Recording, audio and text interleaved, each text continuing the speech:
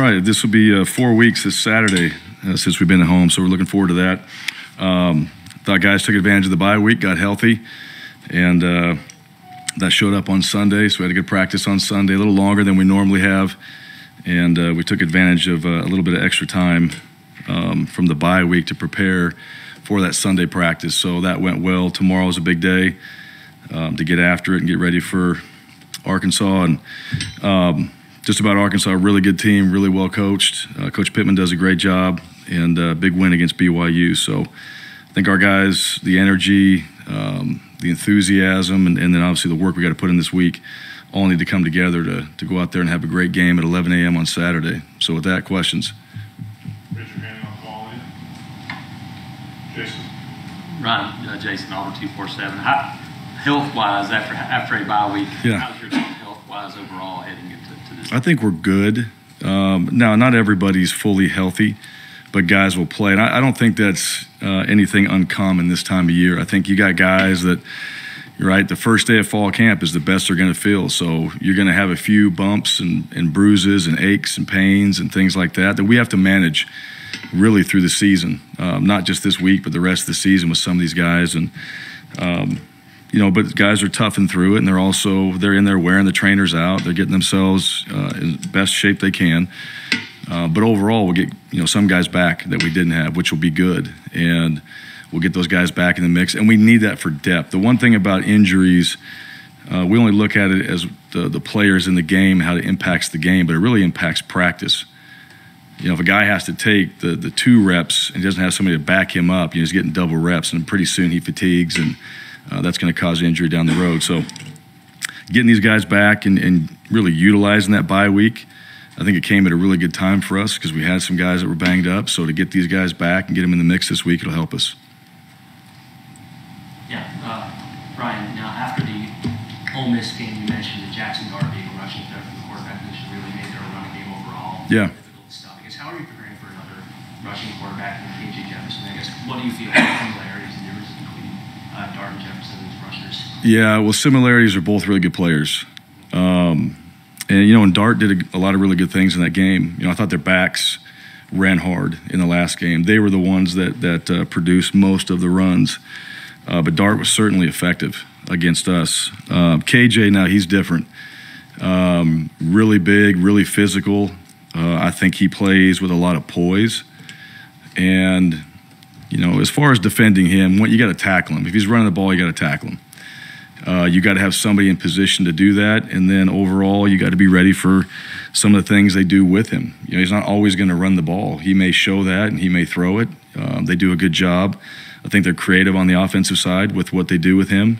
And just his overall physicality, he provides, a different element at the quarterback position. He can throw up and down the field if he chooses to, but then you have somebody as athletic and as big as he is, they're going to utilize him. And so for us, it's just another challenge with the quarterback that's a versatile guy that can do a lot of different things that we have to be ready to go out there and play against him. And then you got to be physical with him. You don't always say it with quarterbacks, but you got to be physical with him and be able to tackle him. But ultimately, just the way they play, you got to play with great eyes on the quarterback and be ready for him to be a scrambler or a threat in the run game. And you got to find a way to stop him.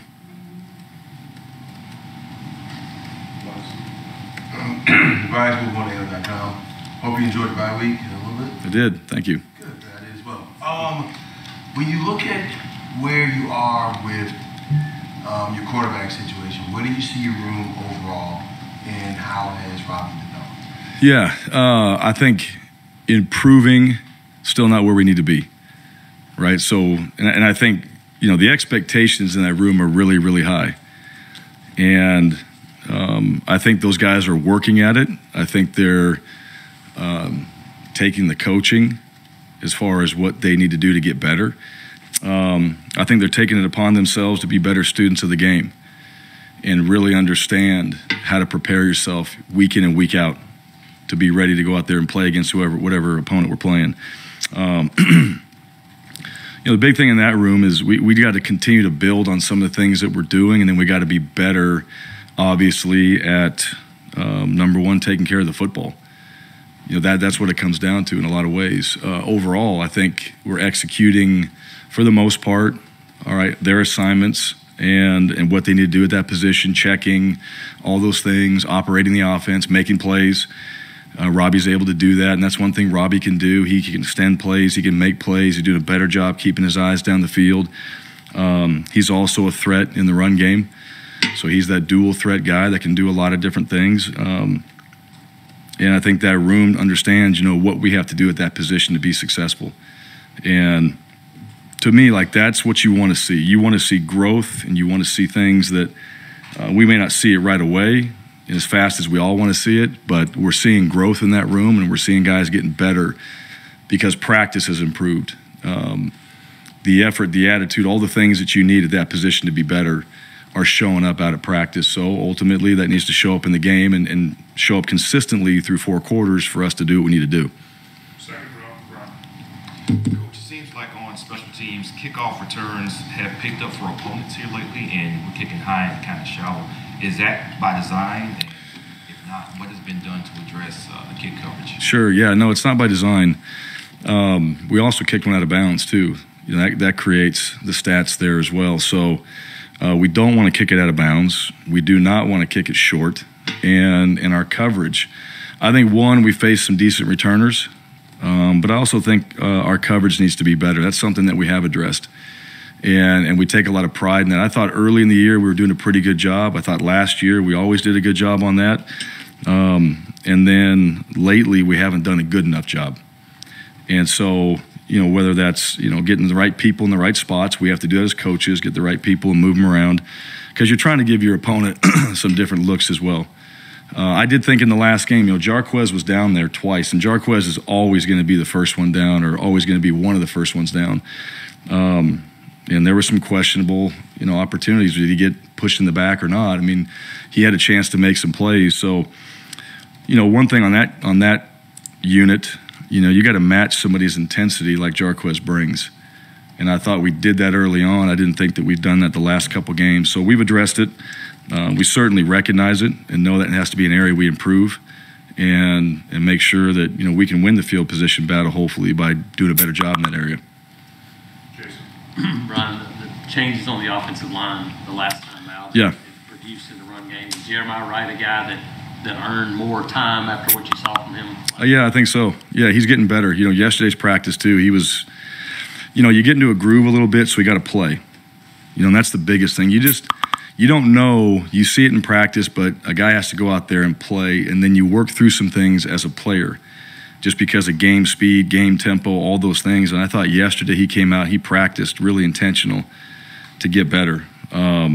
So absolutely he's earned an opportunity to continue to keep playing. His story, and we all know his story, right? From D-line to O-line to D-line to O-line. I mean, he's in the right position now. He knows that. He sees that. We certainly see it. There's no doubt in our mind he's an offensive lineman. That's where he needs to be. He's a guard. He's going to be a good player. And, now we got to build on that this week. And I also think not only as a player, he brings some energy, some emotion, and just a competitiveness, I think, up front too, just because of who he is. That's who he is. He's wired that way. He cares tremendously, and he works really hard at it. So I don't see why he wouldn't continue to keep getting more reps and an opportunity to go out there and play again. He did a really good job last game. Second round, Brian, kind of snap reaction after the Ole Miss game, but when you were able to go over the film a little more, what were the biggest issues you found with the Auburn run defense in that game? Kind of the same thing I told you after the game. Really, you don't fit a gap, or if you're not in the right position, that's going to hurt you. All right, and I think that's one area that we got hit on a couple times. I think their quarterback, so those things happen, right? That's their job, is to stop you from doing what you're trying to do, and you got to play that game, and guys have to kind of help you, all right, that are behind the D line, and we missed a few tackles, and then I thought the quarterback was more of a factor, like we said. Him pulling it and being a factor in the run game helped with the inside zone and some of the schemes that they were doing. They hit us a couple times on sweeps, but that was on us. We were out of position, and so we could have helped ourselves if you look at the game. We could have helped ourselves by being in better position at times, having a better call at times, and then the tackling always becomes a factor. And I think every defensive coordinator and every defensive coach would say that in every game, right? You got to tackle, and their backs are good, right? They were hard to tackle. Those backs are really good players. They made it hard to tackle. I thought we did have guys in position, and they broke tackles. And so that's another area that, you go back to work when you're playing against really good players. You got to bring, your very best, especially tackling in games like that when you got a couple guys that can run the ball like they did. So it's no different. We'll see the same thing this week against Arkansas. Arkansas's O-line is very good, the run game, and their quarterback, and then Sanders, those guys, they're really good players. So it wasn't much different. It's just now we were able to fine-tune it and really pinpoint some of those things, and it's stuff that's come up, in every single game that you just keep working on to get better, but you got to eliminate those explosives, which is what ultimately got us. To the right, Mark. Coach, how much potential do you guys have to get better in the final 5 games of the season? How much potential? Yeah. Yeah. Particular areas that Yeah. have the most potential to get better at? Yeah, I think we better. All right, and I know what you're asking. We have a lot of potential to get better, and that's the great thing, right? That's the motivating thing is when you come back in, you're disappointed, but you really start to dive into and you make it factual, like what happened. All right, it's all fixable, right? Those things are fixable, and when you don't have effort, one of the things that when you don't have great effort, when guys quit or guys give up, that's a problem, all right? Because that's bigger than a scheme, that's bigger than a coaching point, that's bigger than a drill you can do and all that. And you don't see that, all right? You see guys digging in. They may not get where they need to be, or we didn't put them in the right position to be successful either way. But when you have effort and you have guys out there trying really hard and they practice like they have and they practice like they did yesterday, there's a lot of potential. And the guys that sit in this room, they see that too. We watch the tape. They see it. And when you're sitting there and you're going, okay, you're a lot closer to making that play or making something happen really special right there, and you see that, okay, this is what we got to do. So that makes you want to prepare harder, makes you want to go out there and do it even better that week in practice. Because in the game, you can be that much better if we just work on it Tuesday through Friday. So, yeah, every guy on this team has potential. We're developing, all right, every single game. And I say it to our guys all the time, football is a developmental game, all right? Every single week you have to be getting better. There's no peaking, right? You're playing until the very last game, bowl game, championship game, whatever it is. You should be playing your best football. And as a football player, every game you play, you should be playing your best football. You're the most physical you've been. You're the smartest you've been. You had the reps, and the experience now is better than you've ever been. And if you're not thinking like that, you don't get to play this game very long. Some guys, this is it. All right, college will be the last time they ever put on shoulder pads and a helmet. So you want to be at your best every week and maximize it, because you don't get to play this game very long in your life. So a lot of potential. To your point, to your question, we have a long ways to go, and we have a lot of potential to get there. Brian, just want to check there are reports that Shaquille is off the roster. Yeah, that's true.